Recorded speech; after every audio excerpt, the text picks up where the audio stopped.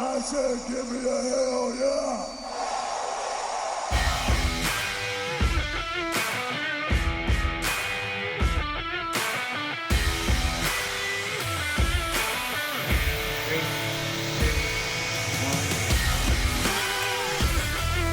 Hi, everybody, and welcome to an inclusive Drake Maverick dissecting caricature drawing. Who thought that was coming up this week? Super Swole episode of the Brothers of Discussion. We're going to talk everything from WWE's stance on Black Lives Matter, our current, and WWE's stance on the current societal climate, but also make some time for wrestling, of course, because we're going to dive into the hits from this week's Wednesday Night Wars and get you ready for NXT In Your House this Sunday. Woo! That and a lot much more. As always, we have about 5 hours of notes. We try to get it down to under an hour. We're going to try and hit that record this week, Matt. How are you? I'm doing good, and we can do it. We'll just give like quick hits on all that stupid pro wrestling, and we'll talk 45 minutes about how we feel the WWE's reaction when an entire race needs you most. What are you going to say? Alright, but everybody, if you want to follow along with the Brothers of Discussion, by the way, I saw a lot of people were posting logos for Black Lives Matter, and it's almost, I got red in the face when I saw it, and then I went and checked our logo, and I went, oh, thank God, alright, we don't have the exact same fist, but it's very close, and it's turned just a little bit, yeah. Yeah, I got red in the face because I was like, oh my God, did we accidentally create... But we didn't. It's got subtle differences. Good. We're like Vanilla Ice and Under Pressure. We're fine. Oh, wait, no, he lost a ton of money. All right, well, we support the cause. We're two brothers talking wrestling. Any hoozles, if you want to support the Brothers of Discussion, head on over to bodpodcast.com and brothersofdiscussion.com. We can be found on Twitter at BODPodcast. We have our joint Instagram account that features both some thoughts, like last night, and memes from our Detroit Red Wings show and the Pro Wrestling show. That is at brothers_of_discussion. And then we have a couple of, I guess, a few requests. You, the Brothers of Discussion faithful, if you could please go to Apple Podcasts, subscribe, rate, and review to the podcast. The rating is going to do wonders for us. Same thing now with our YouTube channel. If you could subscribe to that, we'd love to see those numbers go up. It's really going to help the visibility besides us just sharing things on social media. And then we can start to figure out where everybody's at, because right now I post our videos everywhere, including IGTV, which you could check that out. Just a quick like will help there. But if you do want to support the show financially, you can go to bodpodcast.com or brothersofdiscussion.com and click the link at the top bar. And what we're offering you is a buy two, get one free coupon. So a discount, but what we collect from that discount is commission from the sale. So the code to use is BOD Podcast, but we need you to click the link at the top of the website to go get some CBD products from cbdmedic.com. So we are... we're loosely partnered with CBD Medic right now. So if you are a consumer of CBD products, that is the place to get at least 3 products for the price of 2. And what you'd be doing is helping out the Brothers of Discussion. Last request, if you go to anchor.fm /Brothers of Discussion, there you can find a link to support the show. That is actually just a straight up donation so that we can continue to do things in Adobe, which has a monthly subscription. We can continue to have our website, and we can continue to bring you all of this lovely entertainment that we're shooting your way once a week. So with that, thank you everybody for tuning in, and let's normally we say let's talk some wrestling, but Let's talk some politics. Let's get into business first. Yeah, WWE released their statement. After the live recorded murder of George Floyd, another in a long line of cops just abusing and killing people with black skin. People are finally. This is a crazy time we live in. People actually standing up, protesting. Donating money. This is a series of like active movements, I gotta say, are unprecedented in yours and my lifetimes. So outside of the public finally waking up and trying to make some moves to put an end to this violence, systemic racism, with white supremacy, big statements, phrasing that I got from Ben and Jerry's of all people. My God, what a corporate stance they took! Not this pussyfooting like our beloved World Wrestling Entertainment put out, Matt. Just officially, this is a statement if you haven't seen it yet, but WWE supports an inclusive society, condemns racial injustice. We stand beside our black performers, employees, and fans around the world, encourage everyone to use their voice to speak out against racism. We offer our sincere condolences to the family of George Floyd and the families of countless others who have lost their lives due to senseless violence. Essentially, every company has to say something. Otherwise, they look complicit or like a casual bystander. So they look complicit in support of the violence. So you have to say something. Matt, I give this statement about an F. It's doesn't really give much. It doesn't really name the big issues there. I don't know how true it is. It's coming in hand with what we're learning. Vince McMahon sent an email, a letter, if you want to make it sound a little bit better, to his employees and staff, going against racism and promoting mental health. It's just it comes from a company that has Vince saying the N-word. It has Donald Trump in its Hall of Fame. It has one WWE champion who was black. It was Kofi, and he lost it. He got snuffed out like a little communion candle at church at the hands of Brock Lesnar. So hell of a pull on that metaphor. It's well, I wanted to use the snuffed out, but I was having trouble because I don't have any candles in my house. But they didn't take the bravest stance. I don't even know if they really believe their stance. This is coming hot on the heels of a SmackDown episode on Friday that opened with Jeff Hardy. We'd had the violence. We'd had the peaceful protest, which is good. Then we also had the looting in Minnesota. And almost the next day, WWE had a segment with police cars and violence outside. And, the storyline being Jeff Hardy, maybe he was framed, but the point is they were using his, alcohol addiction as a storyline.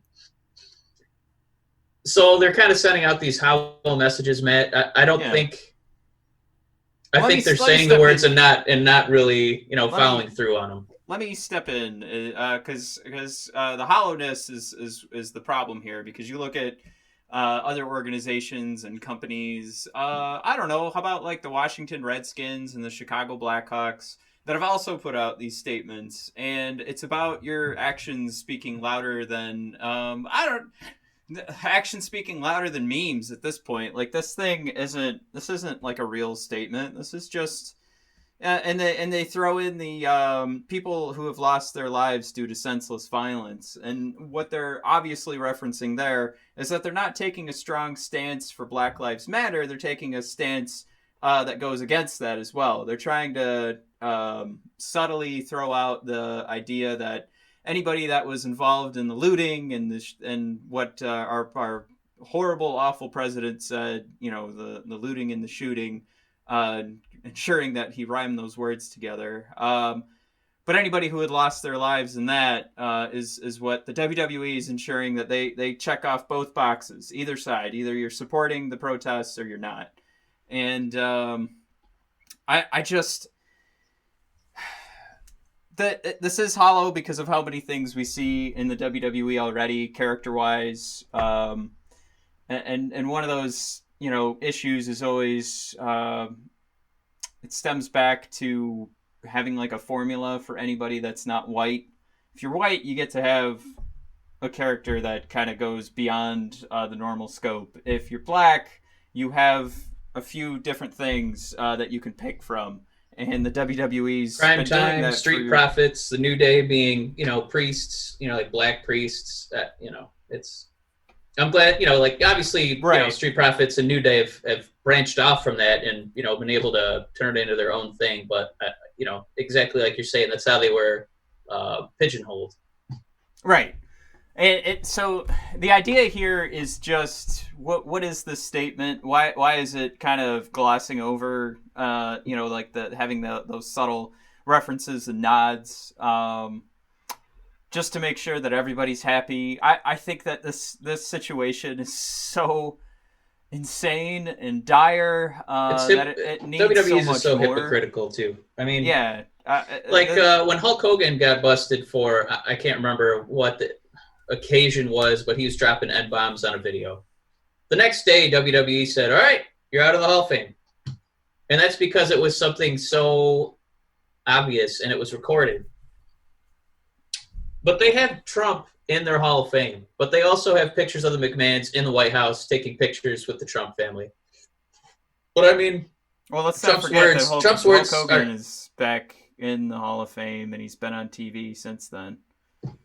Yeah. You don't want to make one mistake and say somebody's just done for life, because that's not fair. I've made mistakes. I don't want to be done for life. Not that mistake, obviously, but it's just too... Yeah.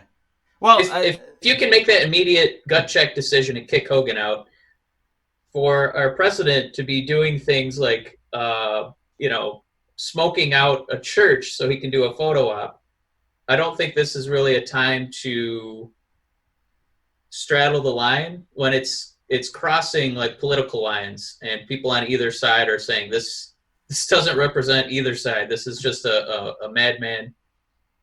You can definitely take moves, representative moves, at least, for us to see that you do care and you did more than, post a black picture on social media. Yeah, that's another thing too, folks. Like, I saw so many people that it was obvious that they took a screenshot of somebody else's black square and then posted it on their Instagram. Yeah. That was not what that was about. I mean, for our purposes, we didn't have anything go out that day. The point was to make a statement that stop wasting your time posting memes and liking them and go educate yourselves. And I think at this point, this is what we need to do, is we need to ask everybody to make sure they're educating themselves. If you can't go beyond the scope of pro wrestling, go check out Big E's Twitter, because he's providing a lot of great dialogue and references for you to see why this movement exists, Black Lives Matter. And if you're tuning out right now and you're going to go deaf because I mentioned it, Mike, that's the sad thing, is that there's some people that we just can't help. But Mike, I'm one, just to kind of put it in perspective. You and I used to fight on politics quite a bit when I was in high school and then a couple years out of college. Right. I don't know. I guess I always said I was like libertarian, but then I would always vote Republican, and then I was trying to always avoid the conservative idea. And then it was one of our closest friends was asking me, like, why is it so important for you to not be labeled as a conservative? And then just sort of finally opening up. I shouldn't say me opening up. It was my ears just opening up and listening to like what the problems were. And when you do that, you start to empathize, and you need to see what the problems are on the other side. And we can't speak to those problems, but I can at least say, so I'm trying to relate to anybody out there that is immediately shutting down, because I was that person. But you need to open up and listen, and you need to hear what the problems are for other folks, because goddamn, is it not fair at all. And the idea too behind Black Lives Matter and the response of All Lives Matter is the problem is that that's not true.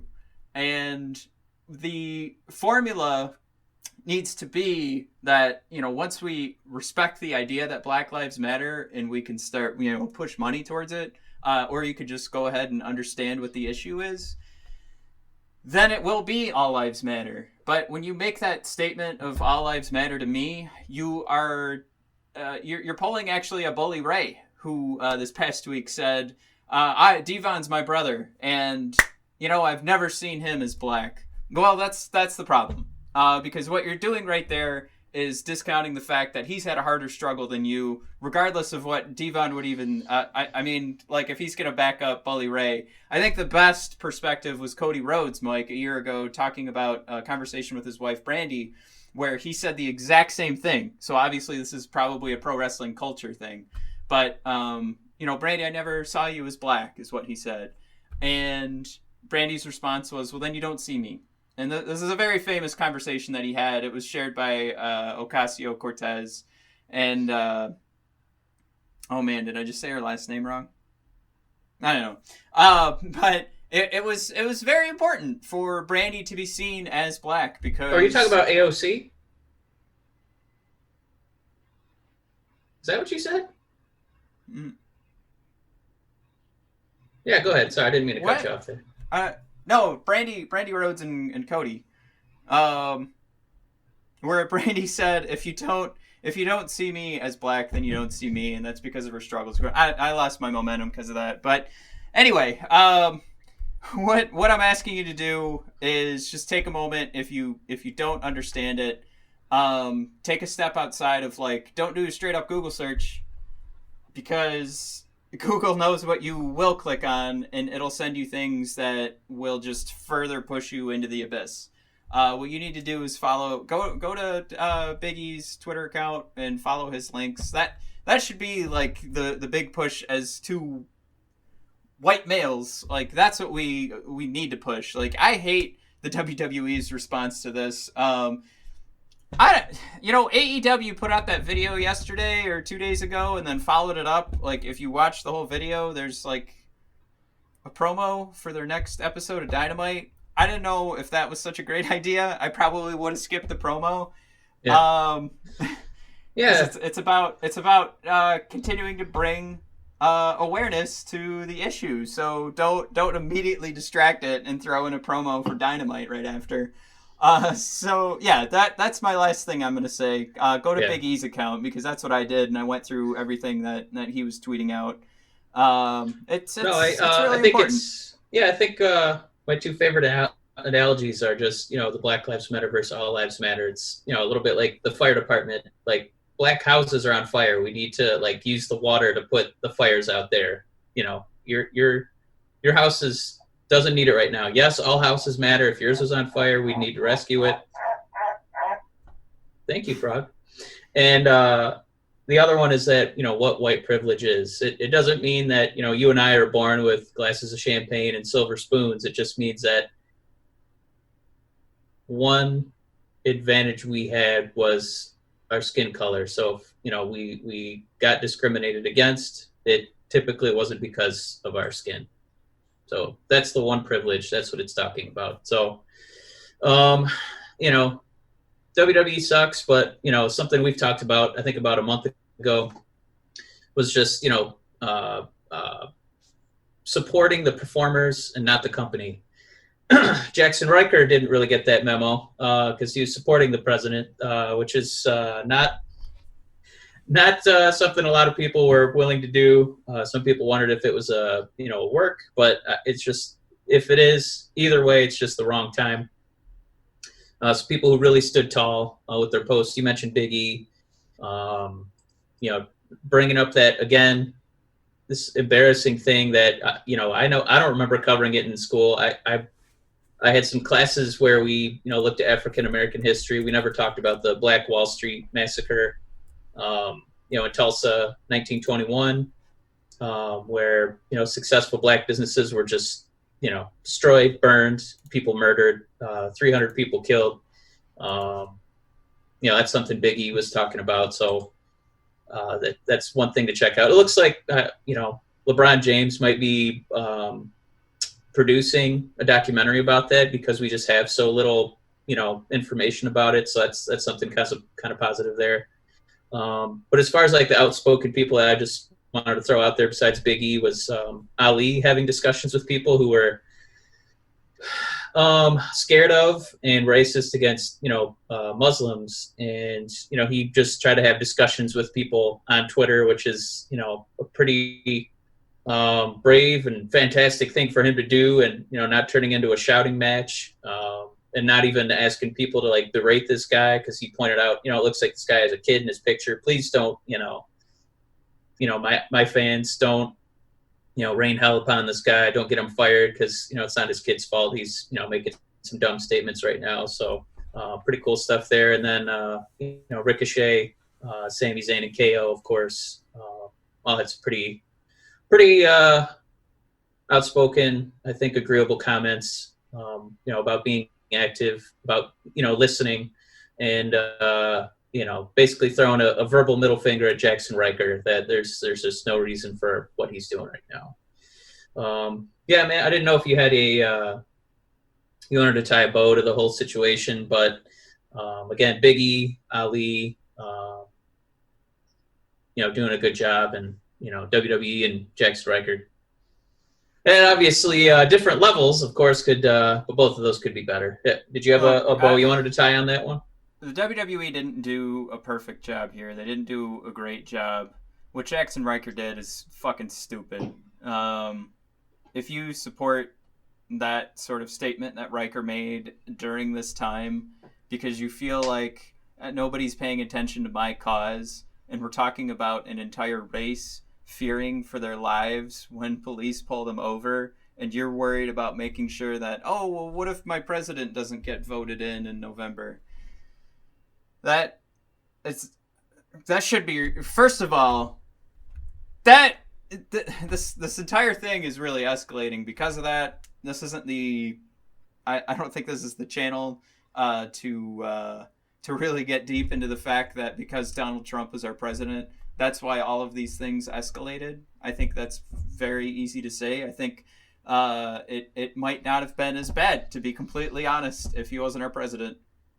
So the fact that Jaxson Ryker and folks like him are tweeting similar notes out there, I think it is fear that their hero, who has promoted and sort of empowered folks that are racist to commit these acts, or empower them to, not show empathy to anybody that isn't like them. I kind of hope that comes to fruition. But just to kind of put that bow on it, again, I'll just say, make sure you go to those accounts that Mike was running through. I'm just going to say, I know that I went through Big E's stuff, so that's why I'm going to recommend it. So go to Big E's account from my book, and he's got a lot of good stuff to kind of open your eyes if you don't understand it yet. Unfortunately, Mike, what we both know is that there are probably a lot of folks who might stop listening to the podcast because we opened the show with this stuff. There are a lot of folks that, even though they're going to listen to the whole episode, they don't agree with the cause, so they will not check out any of these accounts. I think it's at least our duty to make sure that if, donate when you can, but for anybody else that we can speak to, just educate yourself. That's his... Educate and listen. 8can'twait.org, and then of course Black Lives Matter. Two good places there to, if you have the money, get it in the right spot. Check out British Strong Style. Pete Dunne, Tyler Bate. They're selling some T-shirts where 100% of the proceeds are going towards helping out the cause. So some Black on Black, British Strong Style T-shirts. Pretty cool of them to do that. So props to them. Matt, we're putting a bow on that one. We do want to talk a little bit of wrestling this week. McIntyre got a new kitty cat. I don't know if you saw that on the Instagram. No, I don't. Where's that in the notes? There it is. It's bullet point number 6. After all this, McIntyre got a new kitty. It's cute. I forgot the name, but Matt, hot tag, if you're going to name McIntyre's new little kitty cat, what would you name it? That's a good I got question. one ready. Are you ready? Yeah, go for it. I would name it Matt, because then you'd go, oh, come here, Matt, give me a hug. And then you could pretend it was you. Doesn't that mean I have some sort of spy cam in his house and I'm watching his every move? Well, just gotta take pictures of the cat and hashtag it. Just hanging out with my best friend Matt. Nothing I love more than cuddling Matt. All right, and next, I thought you'd be more on board with that. That's okay. Matt, WWE's debuting a new free version of the network. It's not going to have pay-per-views. So why are you going to be moving over to the free one? No, you just said the one.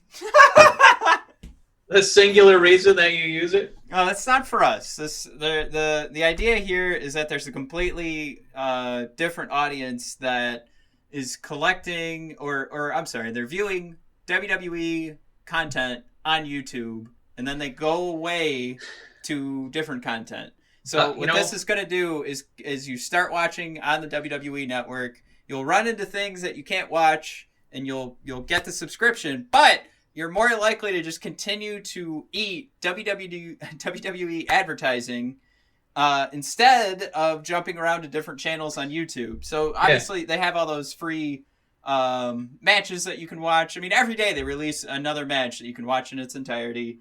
So what it reminds me of is little Matt and little Mike when we would stay up on Sundays to watch Sunday Night Heat before the pay-per-views. So what they're giving away is Sunday Night Heat to get you all juiced up for, oh, look at all these teases. Look at these vignettes.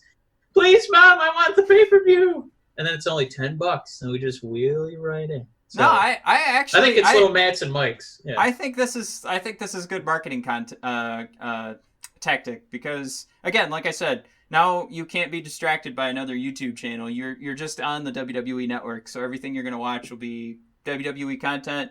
You'll get served ads for Tucky chips and Snickers bars, and then the upcoming Backlash and the greatest wrestling match of all time. So if people commit to it, and that's where they're going to get all that content, which, it just makes so much sense because you can Google all of these matches and find some place to watch them for free. So all this content that they were boasting about almost a decade ago that they're going to put on some sort of streaming service, it's already available pretty much everywhere. So right now they just made it free, but the only ads you're going to be served are WWE ads. So, yeah, good on them. Maybe it'll be clearer content, right? So you make the choice between watching somebody videotaping their television or the WWE stuff. And whoever made that decision, I think they've realized that the streaming service wasn't going to hit 1 billion subscribers. So let's just bring people over to it, and hopefully they'll also trick a few people into, signing up for the network completely. Yeah. Well, I think we're doing pretty good on time. I think it's about that time we dive into the Wednesday Night Wars. Matt, you with me? Holy shit. Yeah, let's do it. We're going to be out of here in like 45 minutes. All right. I had AEW this week. You had NXT.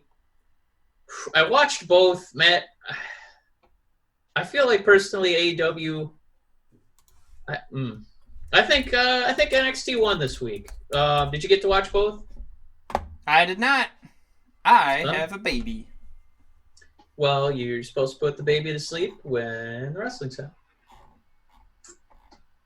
Man, it honestly, this has I can't even catch, like, it's almost so like the number one thing on my priority list right now, honestly, is new Rick and Morty, and even the new episodes that I can just stream at any time because I have Xfinity. It was still like, oh my god, like I'm getting ready for bed and I'm like, oh, we haven't watched the new Rick and Morty yet, and then we stay up and get more tired because there's so many other things we need to do. The last thing I'm going to do is watch more pro wrestling when I've got some free time. But no, shoot. Well, I just feel like the top moment came from NXT, so I'll go ahead and do my number 3 moment from AEW. Matt, I'm gonna say, good lord. I know what my favorite one was. Give me Hangman and Omega fighting Kip Sabian and Jimmy Havoc. It's just, this is, like AEW's bread and butter. It was a tag team match with, two of the guys who are going to be fighting for the main belts on AEW, probably in the pretty near future once they break up. But, Hangman and Omega actually got to show off some pretty good chemistry. I was glad that at Double or Nothing, they got to have that nice moment with the whiskey and the milk. Because then you kind of understand where both characters are coming from, and then somehow they make it work in the ring. It's just kind of, the more I watch it, it's just kind of interesting that Hangman is kind of the power man of the group with that buckshot lariat, and Omega is the speed guy. It's just the one knock against this match, Matt, is as talented as the performers were. It never felt like Kip and Jimmy actually had a chance to win. One, because it opened the show. Two, because it's Hangman and Omega. But three, there wasn't really that much of a build. It just kind of, now it's going to happen. So it's good, but, it wasn't like a number one moment. So that's why it's hitting number 3. Matt, number 3 moment out of NXT. What do you got for us? Well, for me, I think it would be easy for someone to kind of put together a top 3, like off the top of their head, based on like the biggest names in NXT, who's going to be the top 3. But that's where my number 3 starts, is kind of going outside of that realm, because I am such like a not huge fan of what they're doing with Johnny Gargano. It's not even funny. So I am purposefully making sure that he has not been in any of my top 3s. He's been in my what the fuck are we doing with this shit? It's not funny. It's not sincere.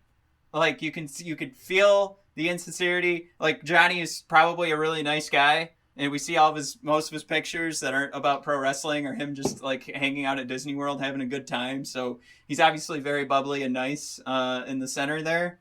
It's soft and gooey. It's not a crunchy, not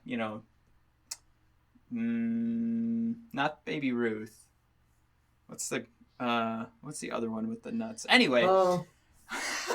Anyway. They're more like a jar of crunchy peanut butter. Nobody likes crunchy peanut butter. The winner of this 3 spot is Isaiah Scott and Tony Nese, just because this is good wrestling. This is what sometimes we dog NXT for doing, is giving us more pro wrestling and less story. But every now and then, I like to see like the fantastic pro wrestling from a couple of guys that probably need to be on TV more, a lot more than the stupid Johnny Gargano segments.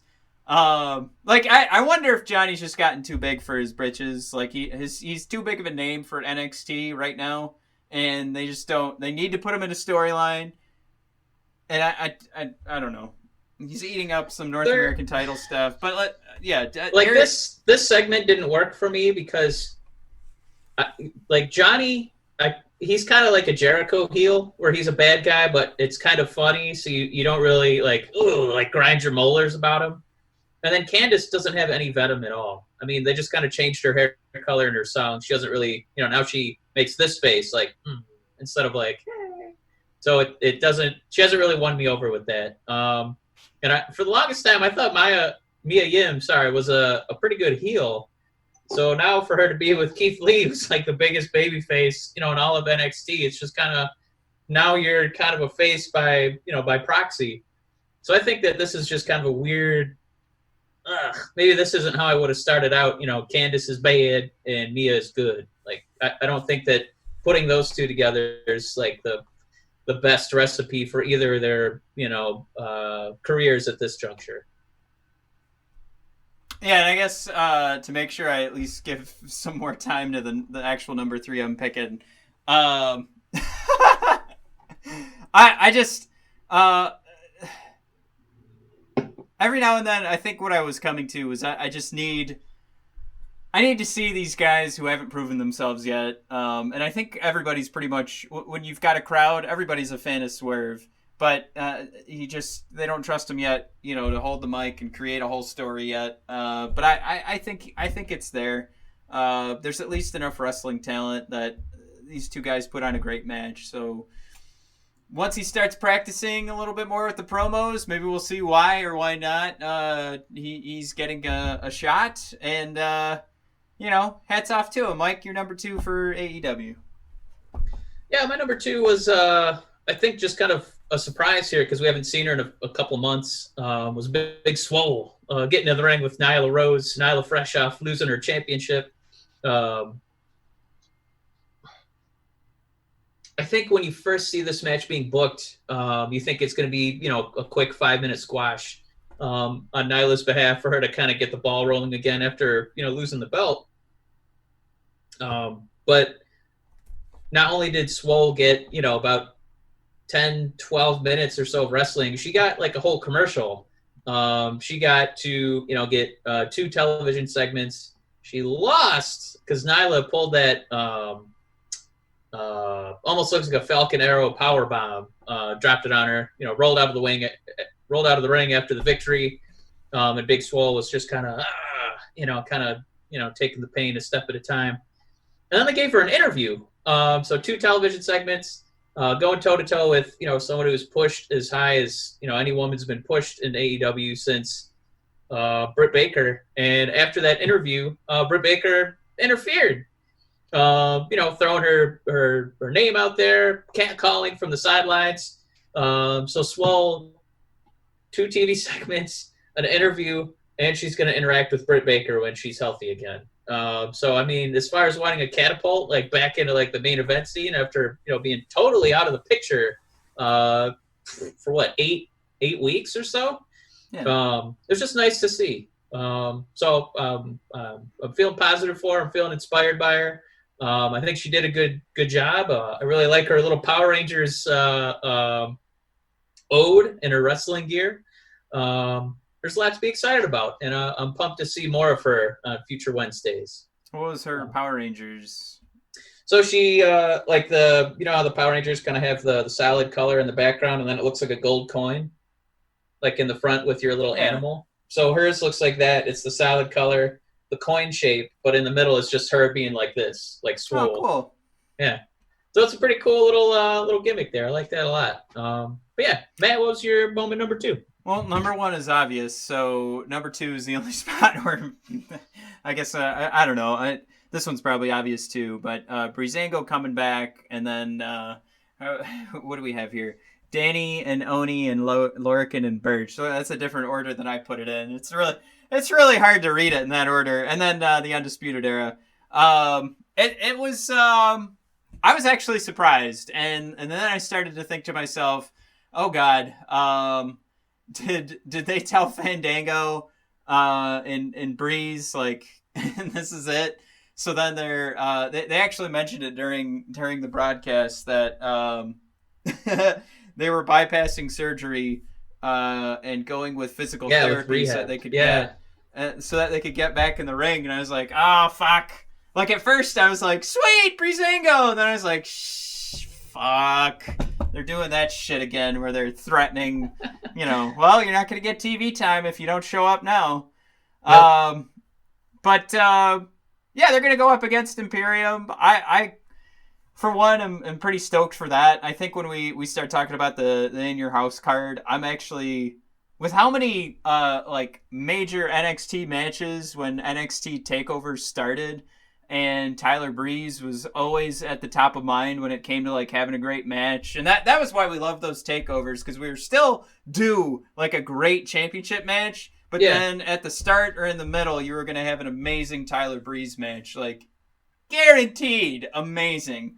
Not only the pomp and circumstance, but then his in-ring ability.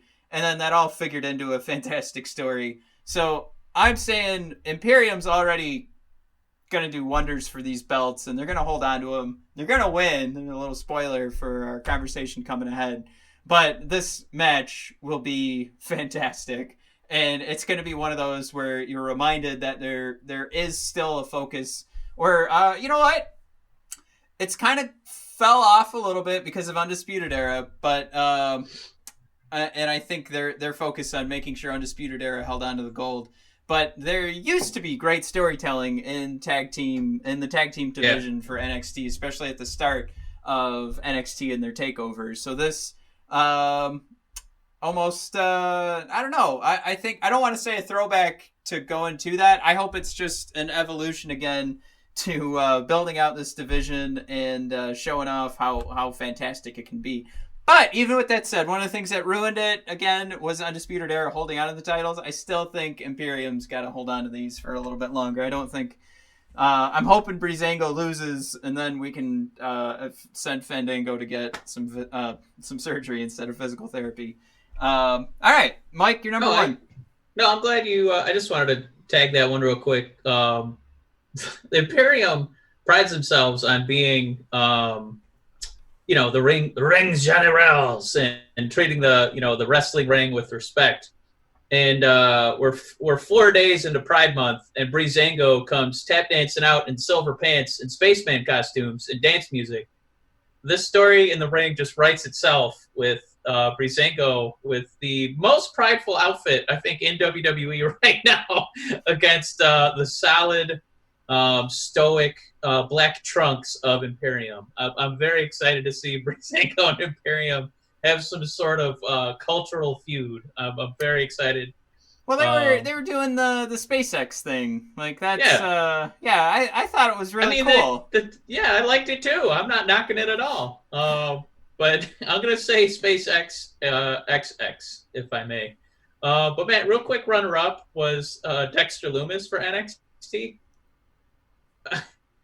When they asked for his thoughts on Undisputed Era, and he's doing this gimmick where he doesn't talk, and he went and got an easel and some markers, I thought what they were going to do is, because, he's got his dark passenger like Dexter from that TV show. I thought he was just going to write a bunch of mean words on there. And for him to turn his back and show the camera that he did a strikingly good caricature of Undisputed Era was pretty hysterical, in my opinion. I thought it was like the funniest thing of all Wednesday. So I just wanted to give Dexter some props on that one. It was really funny. Even if he didn't actually do it, I would like to see that being a recurring thing for Dexter going forward. But my moment number one is one that I think would have been, for AEW, would have been probably bigger news if we had a crowd. But Jericho fought Colt Cabana in a match that we probably would have enjoyed 20 years ago, in the annals of Japan or WCW. And, these are guys that are not going to be wrestling for 10 more years, I hope. They still looked okay. Colt still hit a moonsault from the apron, which was pretty damn impressive. Shivani, noticeably choked on his water when Cabana landed it and didn't break anything. But after Jericho gets the win, obviously, because, Sami and Jack Hager are, looming and causing mischief in the corners. Jericho was calling out Tyson, but he didn't really name drop Tyson. He called out the baddest man in the planet, and Matt, to a pop that was made by only about 15 human beings, just the people on the AEW card who are not wrestling that night. Orange Cassidy strides out as the baddest man on the planet, rolls into the ring, and I gotta say, I'm like salivating at the idea of Orange Cassidy getting over because of Jericho. They're setting up a tag match where it's going to be Cassidy and the Best Friends against Inner Circle, but my God, can you imagine Cassidy getting one over on Chris? It's pretty fun to imagine. Does that do anything for you, Matt? Does that move the needle? Yeah, absolutely. We both love Orange Cassidy. That's a fantastic pick. Real quick, he also put Jericho. He took Jericho's hands, like in the spot where he usually shin kicks you, like the Daniel Bryan kicks, but he just softly kicks you on the shin. Yeah. Instead of doing that, he took Jericho's hands and gently put them in Jericho's pockets. And Jericho was this close to breaking. It was really funny. But sorry, I cut you off there. Well, no. You had your segment last week called Tail Tuckers, and one of the things that I was worried about at the beginning of AEW was building up your roster, and I think at this point that this transition into going Jericho and Orange Cassidy and the Best Friends, or the Inner Circle versus the Best Friends, it's exactly what we needed. I think in the beginning I said we needed that from the start, but it's pretty clear that wouldn't have made sense. It wouldn't have tracked.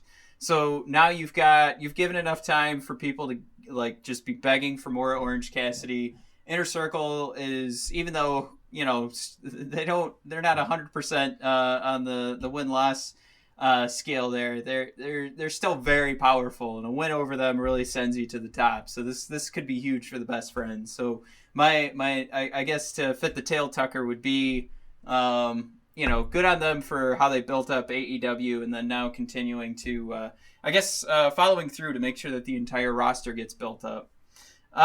So my number one. The only thing that's tough to say here is, do I pick the entire match or do I just pick the moment where Drake Maverick gets a contract? Well, yeah, Drake Maverick loses to Phantasma, does not get the cruiserweight title, but right at the end, it was another fantastic match. It was one where you're on the edge of your seat because you're watching the storyline here. It's greater than any other career on the line, because you talk about Ric Flair, you talk about Shawn Michaels,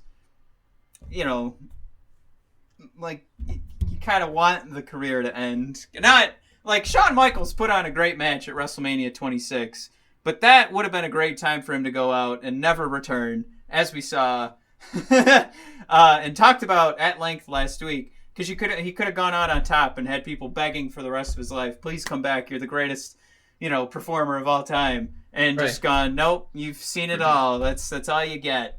But this for Drake would have been heartbreaking because he has so much more to give, and to see him get another shot just by winning this tournament would be great. And I said last week, no, absolutely, he's back in the WWE. They're not just gonna toss him to the side of the road after he loses. And lo and behold, he does his slow, sad walk, which, broke my heart. And Triple H is standing there. I honestly, watching it at that moment, I was like, wow, what a fucking dick. Like, to come out and be like, thank you for your service. Security walk him to his car. Yeah, right, exactly. Have security. Like he comes out with Hank from The Office when Michael tried to fire Toby. That's exactly what I was going to say. Have security waiting behind him to escort him out. You got such a better moment because it looked like he had a legitimate contract in his hands, because they actually had to flip to the last page, and it wasn't about putting a big old signature. It wasn't about having these 72 size font letters on a sheet of paper so you can read it from far away. Yeah. It looked like a legit contract. And it was just great to see them hug it out. Triple H saying, you earned this, you deserve this. And then Drake holding up that contract as if he had just won a title. And, we said it. We love Drake's work. Even when he was given those shitty jobs of the 24/7 championship and having to put his own dignity on the line, this was well deserved. And if anybody deserves this contract, just for the sake of, I will do anything. I don't need to look cool. I'm here to make sure that this product is entertaining, and I will sacrifice my own cool for this job and for this company. And for this industry, that's it for me. That's what I need to see. I need to see that, like a guy who's willing to do anything, and I think he deserved that contract. Now, real quick, because it sounds like you have a butt coming. I was just gonna say, the way WWE doesn't emphasize wrestling as much, and they like you to be kind of an actor, be on the microphone, tell these stories. Drake is so good at that. It's such a surprise to see him get cut. Yeah. You know what I mean? As opposed to some other cruiserweight on the payroll. He could manage anybody. He could talk any storyline into being interesting. He doesn't ever need a championship, in my opinion. Yeah. It's a no-brainer to keep this guy on the payroll. I don't know why you would ever let him walk to AEW. That'd be madness. Or TNA, who that probably should have been in our docket for news to talk about, where they just sent out a promo video for Slammiversary that featured Mike and Maria Kanellis, Rockstar Spud, EC3, and it had a Bulgarian flag and somebody spinning a cup. And to me, I was like, all right, well, yeah, Drake is almost done. You know, he's going to lose, or there's that possibility he would lose. So this is them putting out that promo to say he's coming over to Impact. I did call him TNA, but he's coming over to Impact Wrestling for Slammiversary. But yeah, that's what really swerved me. That's that Impact putting out that promo for Slammiversary. So it still looks like Rusev's made his choice to go over to Impact Wrestling, which isn't a death sentence. You saw Brian Cage turn it into an AEW contract. So, no, I joke there. But what I did want to mention, this is where the butt was coming from, is Leo Rush tweeting out exactly this. Man, are they going to hire everyone back then? Kind of a slap in the face to use this as a shoot work, but I guess I'm not surprised. Super happy for anyone getting their job back, but damn, real trauma and a lot of others were a part of this. Here's the thing. You and I asked the question from the very beginning, is this a work? And we said, that would be fucking terrible. You could not do that. He totally is just signed on to do this tournament. But I think Leo has a point. I think the WWE is not beyond like using real life situations to try and just sell a story. Right. What's funny is the level of the stakes that they did this for is the Cruiserweight Championship. And even when we would walk away each week and say that was the best part of NXT each week, it still wasn't the main event for the NXT shows, except for this one. So it didn't seem that important to NXT or the WWE. I will give a lot of merit to what Leo's saying on Twitter, because I would not be surprised if it came out that Drake never lost his contract and this was the route they were going to go with telling his story.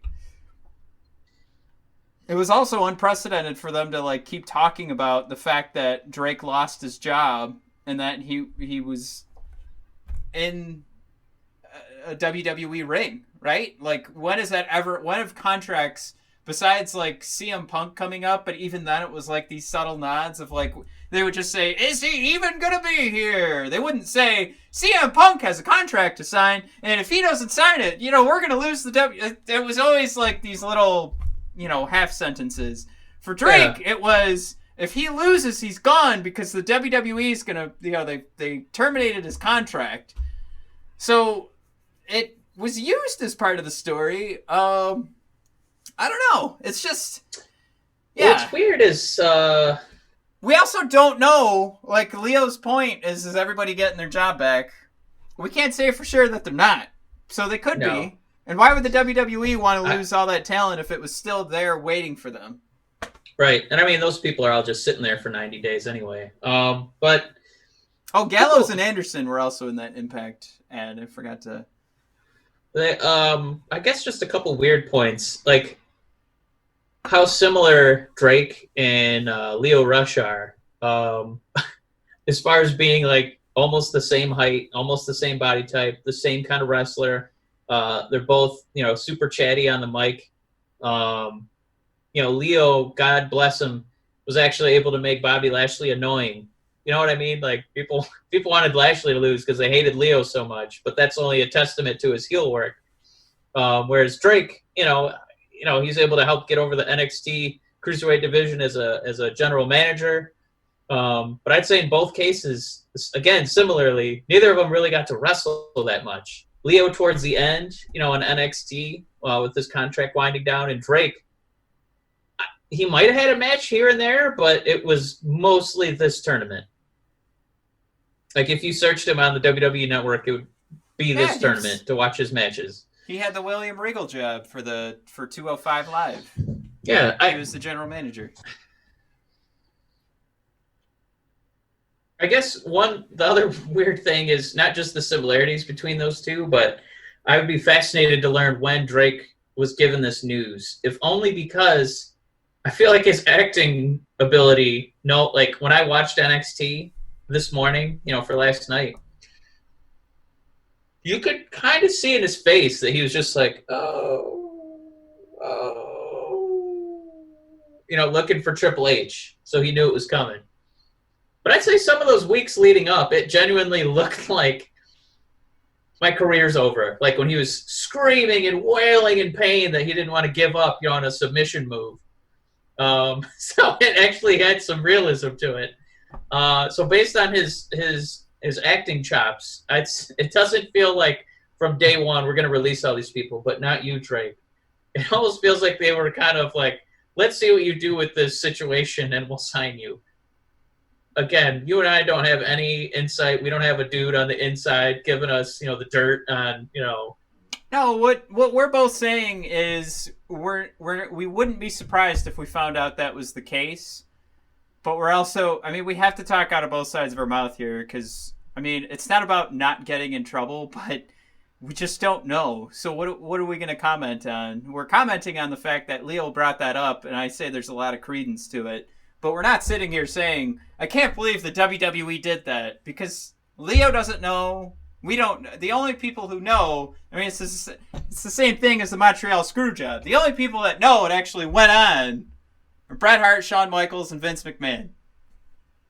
The only people who know what the hell was going on here, and for sure, are Drake Maverick and probably Triple H and Vince McMahon.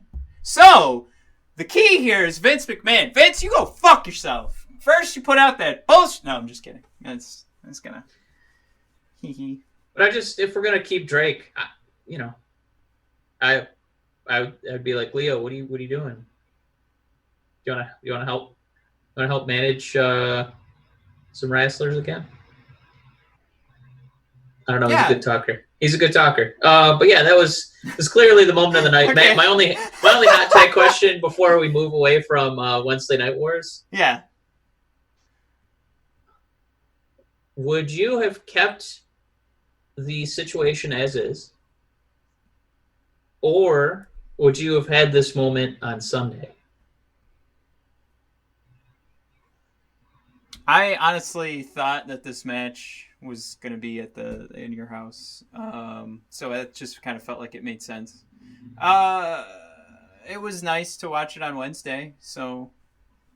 It made a weekly episode, gave it a little more juice, but I was kind of surprised, I guess. So, do you want it to disappear in the card of In Your House, or do you want it to main event an NXT episode? I'm going to say I'll make the argument that it's better to have it main event an NXT episode than have it be... you've got Adam Cole versus Velveteen Dream. You've got Charlotte versus Io versus Rhea. Keith Lee's finally fighting Johnny Gargano. Karrion Kross fighting Ciampa. Jesus, this card is fucking loaded.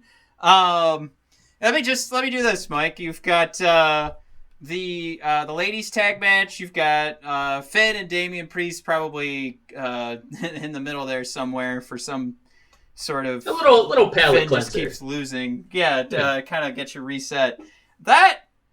That card is huge, and honestly, you could take out any one of those matches and throw in a Drake Maverick getting his contract segment. But I'm fine. Like it was, they nailed it. It worked, and they're still fighting to get people to watch NXT on Wednesdays. So, yeah, my argument is this was the right way to do it. There. You can't even begin to argue the other way.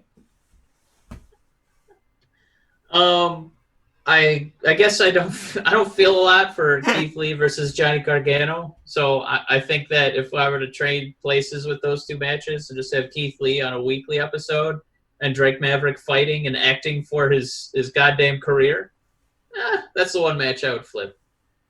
But it's one title for another. It's still in the middle of the card, and Keith Lee and Johnny's still going to disappear compared to Velveteen and Cole. Because this is that moment where Velveteen's either moving champion, up to the main card or champion. Yeah, exactly. All right. All right, let's jump into the NXT In Your House card. And went through the entire card. We can just start talking about it because everybody knows what's going on. Let's all right. You sprinted through the whole card. Off the top of your head, which of these matches are you most excited for?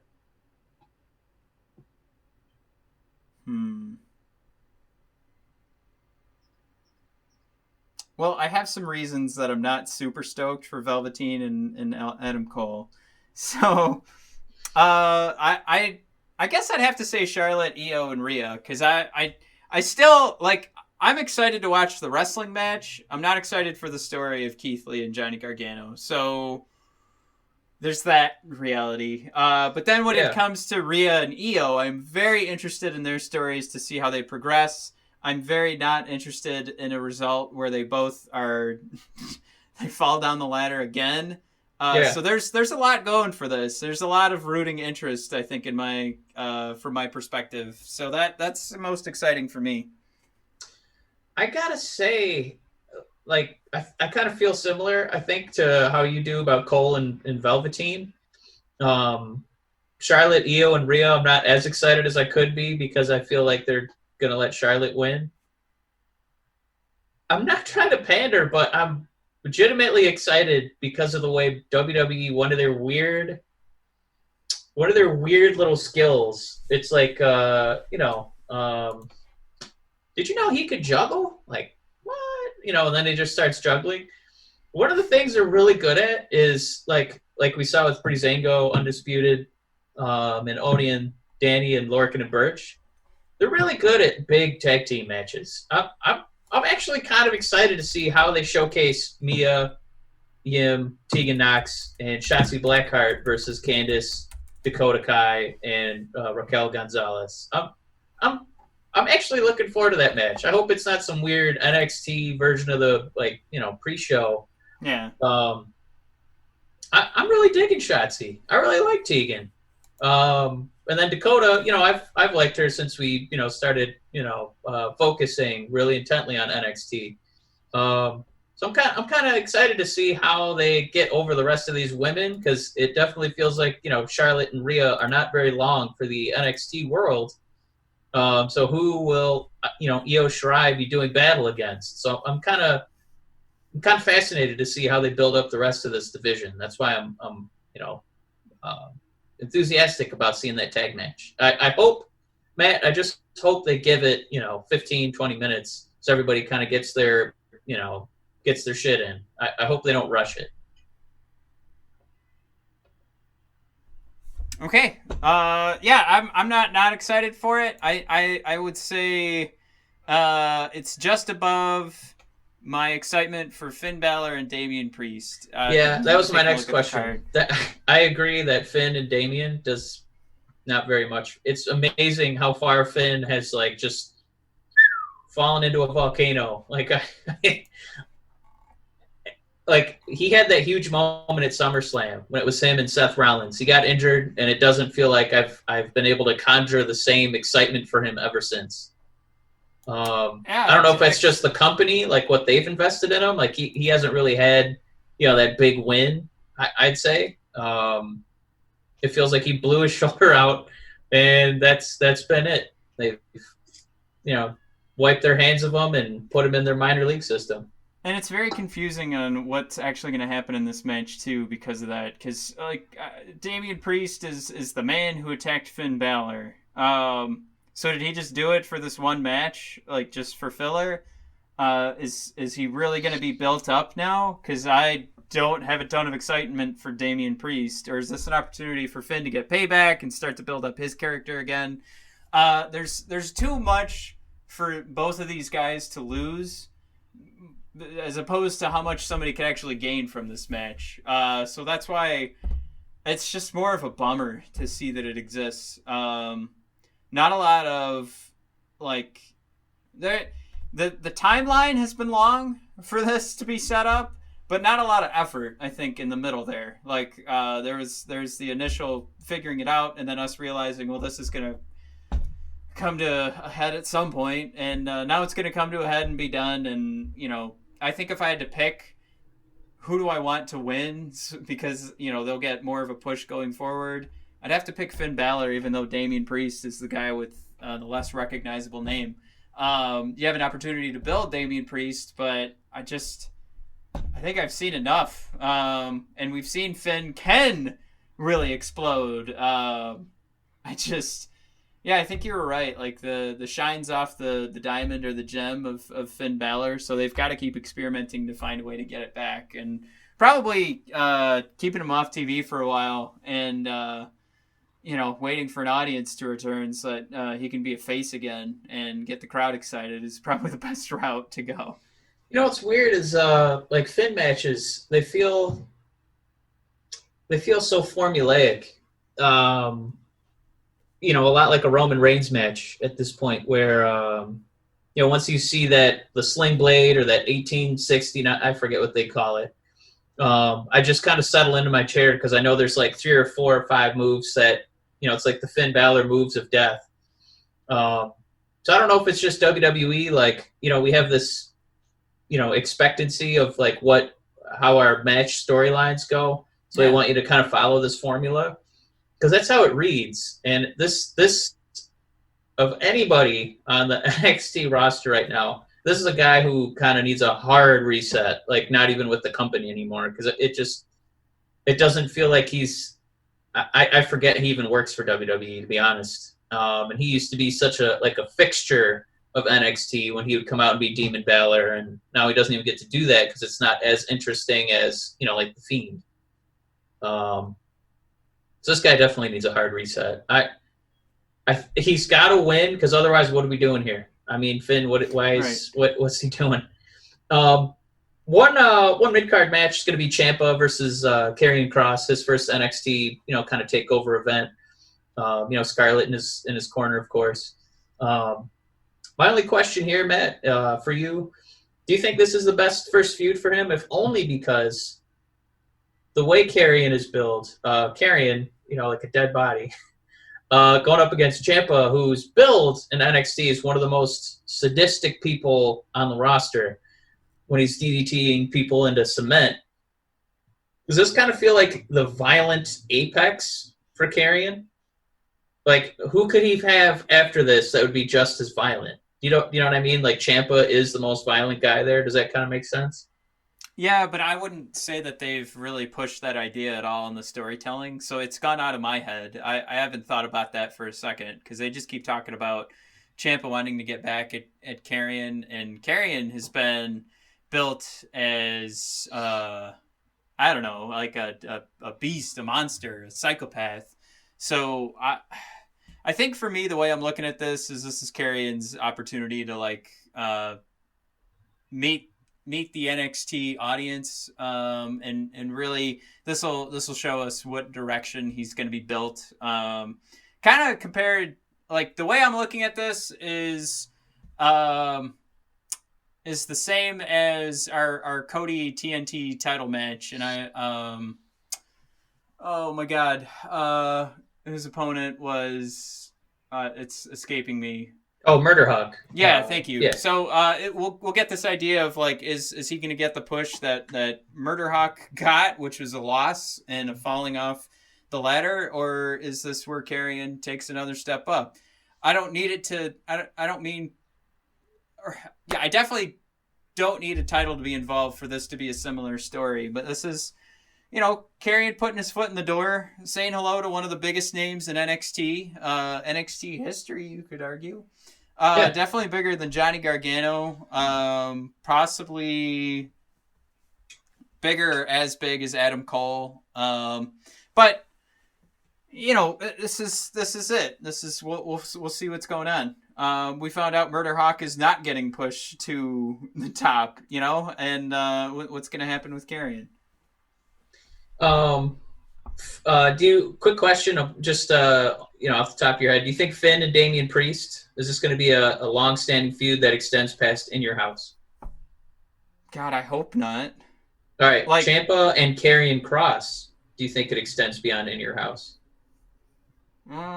Depending on how obviously depending on how it ends. So I guess yes. I'll say it has a better chance than Finn and Damian Priest, but I still feel like Karrion should get the win and keep moving. So it's a hard question to answer because it's obvious that NXT could do that. But I hope that they don't, I think is a better answer for me to give because I'd rather that Karrion got the win and moved on. Yeah, same. Let's move on. I'm going to say, my God, I hope Finn and Damian Priest find better ways to get themselves over. And then Karrion should absolutely win, his first NXT kind of a takeover event. Keith Lee and Johnny Gargano, we already kind of touched on this one. I would be absolutely stunned if Gargano left with that belt. I think, Keith Lee, he's going to probably hold on to this until he gets called up. You think that's accurate? So the other thing is we saw Dijakovic just is going to be moving up to the main roster. We saw this past week. So anything could happen in my mind because we're seeing that Gargano, Ciampa, and so far Adam Cole are just sticking around. And you don't want to call up Undisputed Era without an audience. So those names are sticking in NXT. Keith Lee, to me, could be a guy that could move up and be a good opponent for Dijakovic again. Because I think, they have fantastic ring chemistry. So that kind of thing, nothing's going to surprise me in that realm. So Johnny winning the title is probably better for his character than than the necessity of Keith Lee holding on to it would mean to Keith Lee. I wouldn't go as far to say this is easily a Keith Lee win, but I like all that being said, when I'm measuring it in my head, who's going to win, I'm going to pick Keith Lee. But I still have that idea in the back of my head that they keep calling up and pushing guys down from the main roster to NXT and NXT up to, the main roster. Now that there's guys now that are getting a ton of TV time just because they're out there cheering on Monday Night Raw and SmackDown. So, I don't know. Yeah, I'm taking Keith Lee too. I don't see a roadmap for Johnny to take this championship and then further flounder with that belt, for months and months and months. I think that him losing kind of frees him up to do whatever and do those weird promos where he's got a groin cup as the centerpiece of his dinner table. But what is that? Like, if he loses and he's been a dick at the dinner table with his silly character, like, then what? Then he, if he doesn't win this, I hope he just goes back to being face, because it's a stupid gimmick. Again, I don't think it's entertaining. I don't have fun watching it. And now he's also a loser. So, yeah, big fart noise from my direction. What's kind of weird is I really liked, sometimes you get to see behind the curtain, about like Vince McMahon's brain. And like that discussion he had with Sami Zayn, and Sami was telling that story, like, he'd never really been a heel before. He wasn't even sure how to approach it. And, if he should start frowning and being a jerk and things like that. And Vince said, no, you basically keep acting the same. Like, if you keep dancing up the aisle with your goofy song, and then you just change your message a little bit, people are going to hate that character. You don't have to frown. And it's just weird that they didn't keep that same mentality for Gargano, who I think is in the same, Sami Zayn vein. They changed his song. Now he wears like a white coat, and he frowns a lot, and he's kind of a dick. I don't know. It's I think he could have got away with. He would have been even more annoying if he's doing that stupid salute, looking out into the crowd as a heel. It's just kind of weird that those two opportunities were not, more similar. But we can move on. We got Charlotte defending the NXT Championship against Io and Rhea. Woof! You talk about feuds that you want to end. I would like to see Charlotte start building something up for SummerSlam. I would really, or maybe even if she's just going to fight Rhea and kind of let Io, run the gamut through the NXT Women's Division. That's my ideal situation. I would love to see Io versus Tegan, Io, versus Shotzi, even Io versus Dakota, and that would involve Io somehow getting the pin or the submission over Charlotte and Rhea, who looks like our two women who are going to be pillars of the women's division under the WWE umbrella.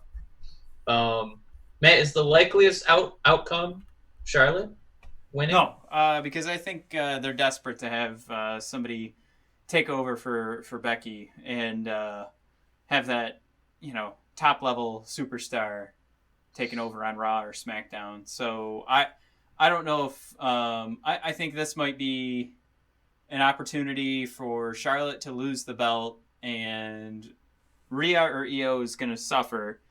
Right now, I think it would be Rhea that would suffer because they're building up Io in the storyline as one of the best wrestlers the women's division has seen, and Rhea is being built. Not that Rhea isn't being built as having a great, push, but they're saying like she lost at WrestleMania, and then she went home for a while. She was down on herself. So they have that opportunity for her to just be like, I'm still not there yet. I'm just, she's angry about losing the title. So I think there's a very good chance that Io or Rhea's walking out. I think the better chance is Io, but I still, we could walk away from this and just see that Charlotte's going to hold on to this title. Then she's going to go win, one of the, she'll go fight Asuka or Bayley at SummerSlam, and she'll be a double champ. And then, we'll just always have to watch Charlotte like the WWE prefers. Yeah, they certainly do. I gotta say, best case scenario is probably Io gets the win. Rhea and Io kind of feud for a while, and then eventually Rhea and Charlotte get that rematch at WrestleMania. That's what I want. And that leads us to basically, the big I don't know what's called, a backyard who's-he what's-its. I don't know what's going on. Adam Cole and the Velveteen Dream. Matt, the Dream loses. No more title shots against Adam Cole while he's champion. You kind of alluded to it earlier, and you almost jumped the gun before I got my question in. But Matt, what's gnawing at your old craw there? What's going on? Well, this is the backlot brawl. I'm calling it the backyard who's-he what's-its. You don't want to miss the who's-he what's-its. We talked about it last week, where the feud for Undisputed Era has been Undisputed Era versus William Regal. It hasn't been Undisputed Era versus Johnny Gargano, Tommaso Ciampa, Velveteen Dream. It's been Regal versus the Undisputed Era, and that's when it's at its best. So the focus hasn't been on Velveteen, but also this match is going to be so silly that it's probably going to rival. Even though I did like the Edge and Randy Orton, it's going to rival that because of the nature. I could only guess what this match is going to look like with stop signs and garbage cans being thrown around. But a backlot brawl. I hope that means that they're going on the Universal Studios backlot. Ooh, yeah. They're gonna see King Kong and stuff because the only way this is gonna be fun and great is if it does go into the goofy like Money in the Bank or the Stampede match for AEW at Double or Nothing.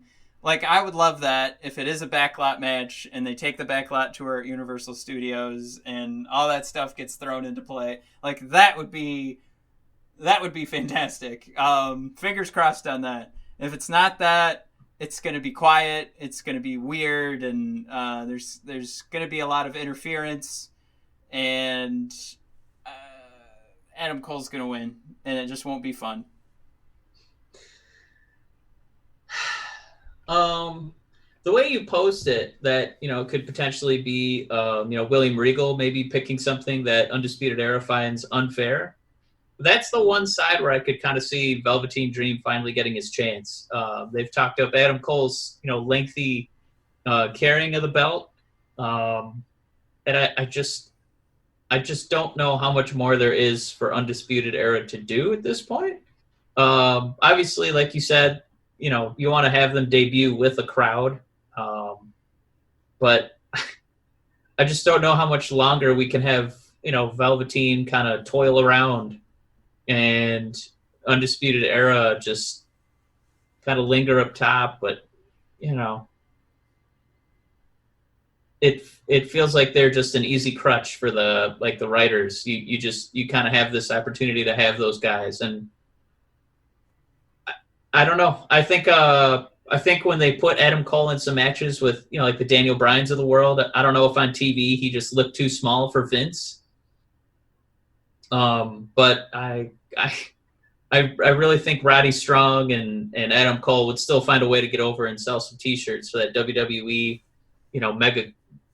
mega corporate entity. So I wouldn't be as nervous as I think they're acting. Well, they definitely would at AEW, so that's got to be on their mind too. If you've got the money, you might as well keep paying those guys because somebody else is going to pay them.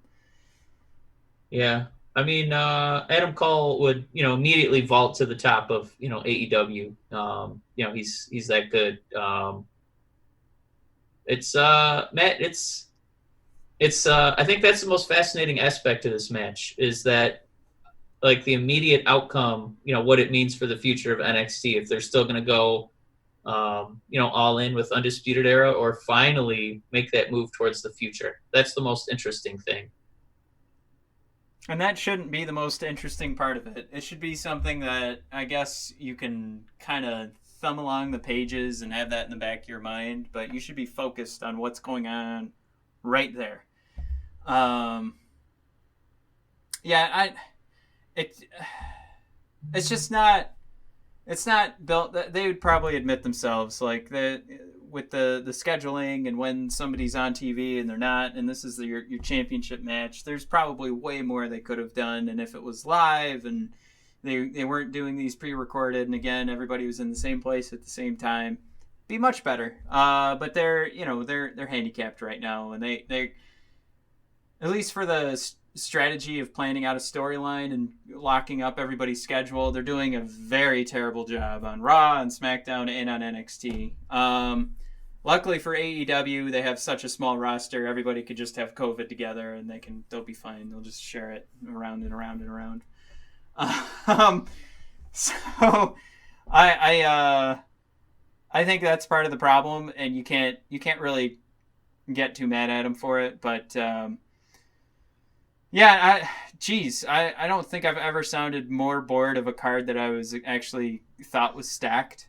I don't think we've gone through a special show or pay-per-view card that we've both sounded so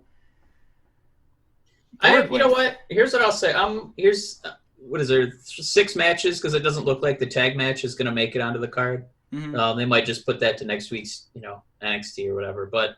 Matches I'm excited about are the ones they haphazardly put together yesterday. The 6-woman tag match, because I want to see the future of the division. I do want to see Charlotte, Io, and Rhea. That's a lot of talent for one championship. Excited for that. And I want to see Karrion against Ciampa. The Keith Lee and Johnny build is, I guess it's kind of been comedic. Velveteen just kind of seems focused on his own thing. Adam Cole, like you said, is more focused on William Regal. I'm not even gonna, the Finn and Priest match, it just doesn't do a lot for me. I just want both guys to probably do, move on to better things. But yeah, those 3 builds have been pretty rotten. And I don't know if I expect a lot out of the wrestling. With Lee and Johnny, there's no reason to not expect, an A+ match. But Finn and Priest, Cole and Velveteen, I don't know if they really have that A+ chemistry. I don't know. I'm really excited for the women on Sunday, but outside of Karrion and Ciampa, I'll be there, but right. My expectations are not very high because of the builds. Yeah, I think everything might fall flat because of the lazy builds or the builds suffering because of the situation we're in. All right. So that's In Your House. Again, I can't apologize enough here for feeling, man, I think I've yawned 100 times during this episode. I am tired as fuck right now. I'm ready to go take a nap, but that's not going to happen till, let's see. So I've got another 6 or 7 hours before that's going to happen. So I'm going to go find some coffee, Mike, and then, yeah. Yeah, follow Ali on Twitter. Follow Big E on Twitter. Look into 8can'twait.org. Black Lives Matter. We're still going to be there, even though we're a little tepid interest, wavering interest, but we're going to conjure it up. We're going to make this a great show on Sunday for the In Your House card. My God, it's In Your House, Matt. Bret Hart made In Your House famous. Shawn Michaels, Undertaker, Stone Cold. We're going to be there, Matt. Just remind the beautiful people where they can find us. So you were supposed to say it. You had all that excitement. Oh, I do the fun part. You do the business. All right, Matt, do the business. I didn't realize that was the fun part. BODpodcast.com, brothersofdiscussion.com. And I think we're going to save all the Twitter accounts that you make sure you go find your information this week. That's our sponsor, right? Don't go straight over to anchor.fm, or any of the other normal. I was going to rattle through them. Don't this week. Just focus on getting some information and teach yourself, or let someone speak to you. Ask some questions on anything you don't understand about Black Lives Matter. Be open. Understand that there are different lives to be lived out there. That not everybody has the same opportunities that you might have. So the only way you can learn about what somebody else's struggle is to listen, and sometimes listening is following the link and educating yourself through reading whatever's on the other side of that link. So if you see those links, try not to click on the ones that are connected with Fox News. Try and find anything else. So everybody, thanks for listening, and we will see you next week. Woo!